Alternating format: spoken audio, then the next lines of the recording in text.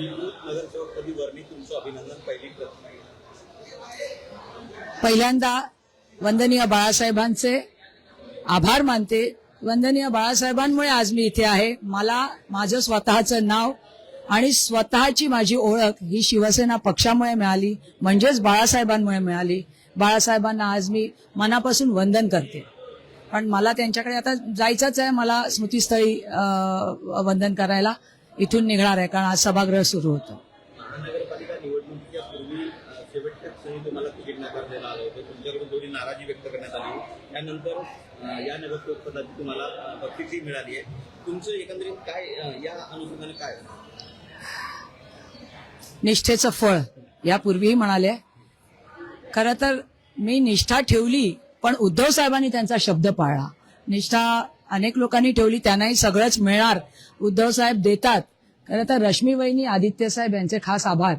रश्मी वहिनी सतत माझं काम पाहत होत्या आणि मला ते कळत होतं की रश्मी वहिनींना माझ्याबद्दल काहीतरी आपुलकी आहे. बऱ्याच सगळ्याच महिलांच्या पाठी त्या असतात, बघत असतात काय करतात काय नाही. पण खास रश्मी वहिनी, उद्धव साहेब आणि आदित्य साहेबांचे आभार मानते. खूप खूप त्यांनी म्हणजे मी अपेक्षित नव्हतं मला, पण त्यांनी ते दिलं. फक्त माझ्या पक्षाचा आवाज कसा बुलंद होईल आणि माझ्या पक्षाची गरिमा अजून कशी उंचावेल ह्याच्यासाठी मी कटिबद्ध आहे. तुमची प्रतिक्रिया निष्ठेचं फळ आहे. हो.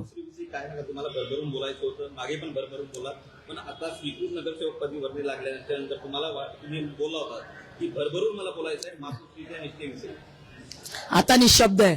म्हणजे खरोखरच म्हणजे शब्द ठेवले नाहीत मातोश्रीने. म्हणजे माझ्यासारख्या मध्यमवर्गीय घरातून आलेल्या महिलेला त्यांनी एवढ्या मोठा म्हणजे सरताज माझ्या डोक्यावर ठेवावा. म्हणजे आता काही म्हणतायत काही लोक, काय हे स्वीकृत म्हणजे काहीच नाही, फंड नसतो, काय वेड्यासारखं आपलं जाऊन बसायचं आहे, त्यांना काही नाही आहे. त्यांना मला सांगणं आहे स्वीकृत म्हणजे काय असतं ते आम्ही आता करून दाखवू. ठीक आहे, फंड नाही वगैरे हे तुम्ही बोलू नका. माझ्या पक्षप्रमुखाने मला काय दिलंय ना ते मला माहिती आहे, समाजाची सेवा करण्यासाठी. फंड नाही, हे नाही, ते नाही, म्हणजे विरोधक वावड्या उठवतच आहेत. त्यामुळे तुमच्या माध्यमातून मला त्यांना सांगायचंय की तुम्ही जे बोलताय ते तुमच्या मनाची शांती करताय, ती करा.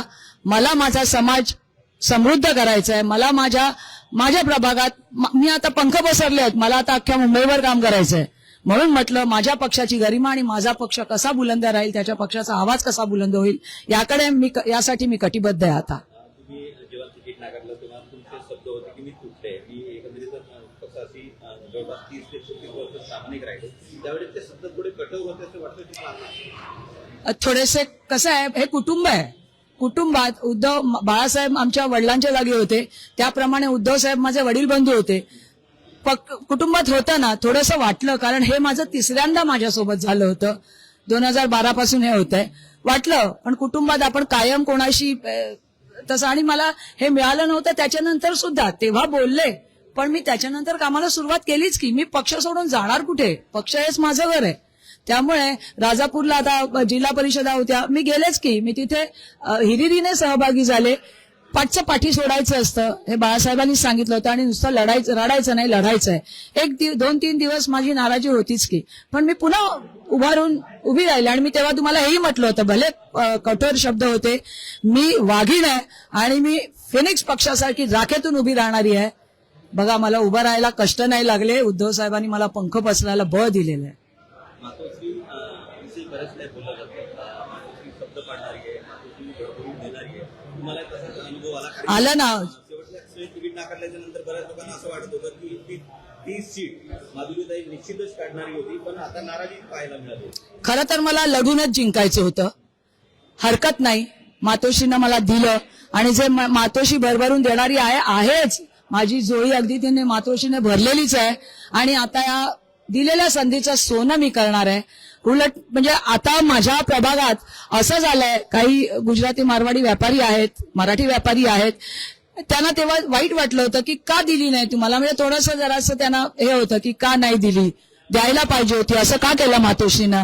थोडासा त्यांच्यावर राग होता, पण तेवढाच त्याच्यापेक्षा 4 पट प्रेम उद्धव साहेबांवर आता वाढलेलं आहे माझ्या प्रभागात. कारण मला त्यांनी दिलं, आणि त्यांनी दिलेला शब्द. तुम्ही मला विचारलं होतं उद्धव साहेबांशी काय बोलणं झालं होतं, मी तेव्हा सांगितलं होतं मौनम सर्वार्थ साधके, हेच ते होतं. सर्वात प्रथम कुणाचा फोन आला होता यावेळी या श्रीपूर नगरसेवक पदाची वर्णी लागल्यानंतर कुणाचा फोन आला होता किंवा कुणी संपर्क साधला? मौनम सर्वार्थ साधके. मौनम सर्वार्थ साधक. ओके. ताई शेवटचे प्रश्न आहे. एकंदरीतच आता तुम्ही महानगरपालिकेच्या सभागृहात असणार आहे. ठाकरेंची रणरागिणी परत एकदा दिसेल? हो नक्कीच. आता तर मला दिसायचंच आहे. आता आज पहिला दिवस होता, तेलाचे मिठाचे पिठाचे डबे अजून मला माहित नाहीत, ते मी लवकरच माहित करून घेईन आणि पुन्हा सुरू होईन रणरागिणी. घोडेस्वारी करायला उभी आहे इकडे. होणार मला माहित नाही. आता याच्यापूर्वी पण फुटत होता की नाही मला माहित नाही. तुम्हीच लोक बोलता मी आपली गरीब गाय आहे, पण त्याच्यातूनच मी माझ्या पक्षाची गरिमा उंचावणार एवढं नक्की. उद्धव ठाकरेंसोबत जर बोलायचं असेल तर तुम्ही बोलता.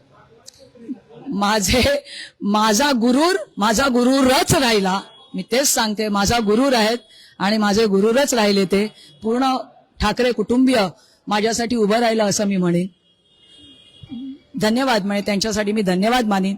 खूप काही दिलंय आणि जे दिलंय ते मी 10 पटीनं वाढवण्याचा प्रयत्न करीन आणि माधुरी मांजरेकर हे नाव सार्थ ठरवीन.